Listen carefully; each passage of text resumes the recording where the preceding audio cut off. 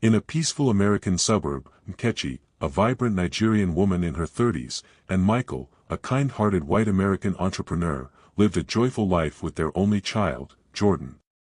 Their son, 5-year-old and precocious, adored both parents. Nkechi sang him lullabies in Igbo while Michael taught him to ride his bike in the park. Though they came from different cultures, their love formed an unbreakable bond. Nkechi owned a booming agricultural business in southeastern Nigeria, managed remotely. One morning, she received news of embezzlement and land conflict threatening her investment. She kissed Jordan and Michael goodbye, promising to return in 2 months. Her mission was clear: protect her family's legacy and come home. In Nigeria, the situation worsened.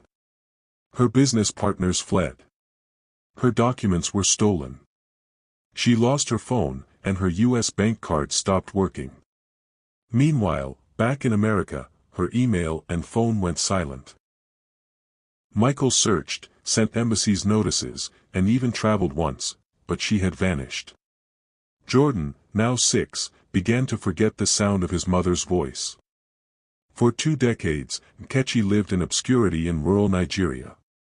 She worked as a schoolteacher, then a market seller. Every year on Jordan's birthday, she wept in secret, writing unsent letters. She kept a photo of him at 5 tucked in her Bible. The dream of returning became a whisper, but she never remarried, hoping her family would one day find her. Jordan grew into a brilliant and driven man.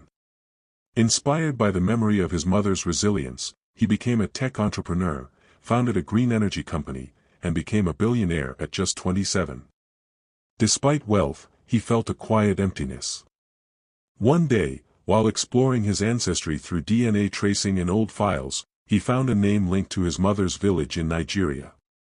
With determination and a private investigation team, Jordan flew to Nigeria. He wandered through markets and visited dusty schools. Finally, in a tiny village outside Enugu, a teacher remembered a woman named Mama Jordan, who had taught years ago. Jordan's heart raced. That evening, he walked into a weathered compound, and saw her. They stood frozen. Nkechi dropped her broom. Jordan took a step forward. "Mama," he whispered. She collapsed into his arms, sobbing. The neighbors gathered, watching the emotional reunion. For the first time in 20 years, mother and son held each other again. That night, they talked for hours under the stars, sharing lost years. Jordan brought his mother back to America in a private jet. Michael, grayer now, met them at the airport. He had never remarried.